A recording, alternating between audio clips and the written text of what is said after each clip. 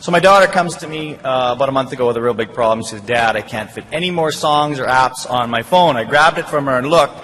There were 985 selfies, bad selfies at that. Now, I've been known to take the odd selfie, so I couldn't really dismiss this as a big problem. You see, I'm a big fan of silly. I think silly is good. I think silly is what makes us human. And while people could argue there's maybe a little too much silliness going on in the world, I'd say our schools could do with a little more dose of silliness.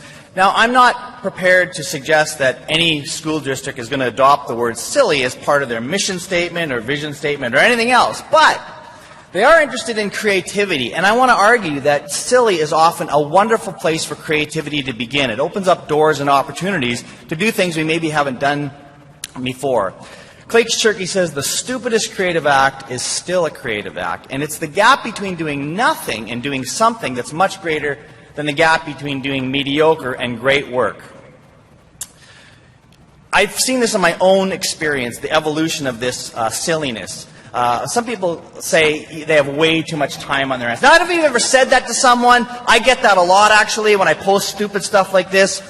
And I always assume that when I'm doing that, you're out curing cancer or doing something wonderful, and it's just people like me that do stuff like that.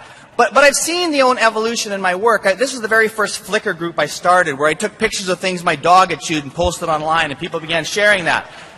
Now, that's pretty stupid. But my work has evolved over time a little bit, I think, and a more recent group that I started was one called Great Quotes of Learning and Change, where we have over 1,000 people who take wonderful photos and images and add quotes into it that they use in presentations and other things, and it's shared freely with people around the world. I'm talking too fast. I can see that now already. We live in a remix culture, where we take bits and pieces of all kinds of media and we put them together in trying to create new and more interesting and meaningful ways. And one of my favorite examples is a fellow named Nick Burtke's, who after watching his mother in her garden, just doing her everyday regular gardening routine, began to take little video snippets of that and turned it into a musical composition as well as auto-tuned her voice and made this wonderful, beautiful tribute to his mother and her passion for gardening. Here's a little web trivia for you. How many know what this is? Some people do. This is the very first webcam ever. In 1991, Cambridge University students worked on the 6th floor and had to go down to the 2nd floor to get coffee, and they'd find there was no coffee there. So they said, let's put up a webcam, and that way we're not running down the stairs.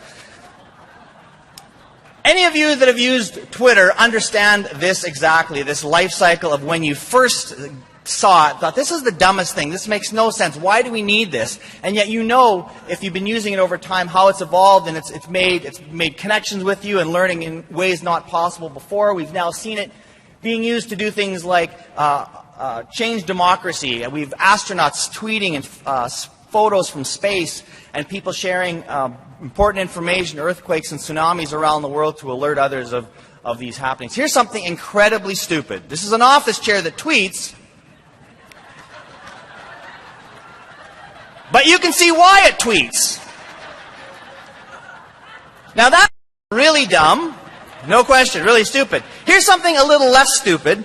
It's a plant that lets you know when it needs water. It tweets out a tweet that, hey, come water me. So we're seeing a little bit of an evolution here, really, really stupid, to something perhaps a little silly, but more interesting, to projects like Ushahidi, where again, people using their phones and recording geospatial data with them, uploading them to a website and collecting this data, be able to share, again, things like earthquake tremors and disasters and political uprisings to people in this form. And you see, I know what people want to say, well, why can't we just start with the serious? Why do we need all that goofy stuff?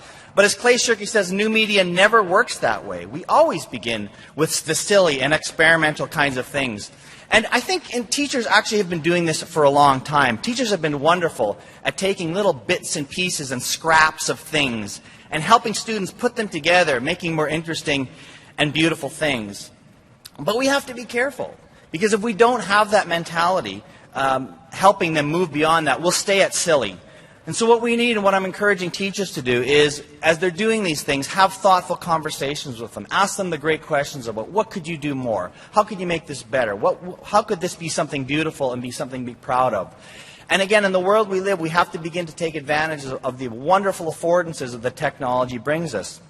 When we have apps that come out that have seemingly no purpose or no idea or no real value, we've seen people be able to take these tools and work with them. And we have to have the mindset where we allow our students to explore these things and be able to move from silly to something sublime and something interesting. And I want to leave you with one last quote, because I think our schools could use a whole lot more silly, and we need just to relax as educators. And I love this quote, that adults need to have fun so children will want to grow up. Thank you.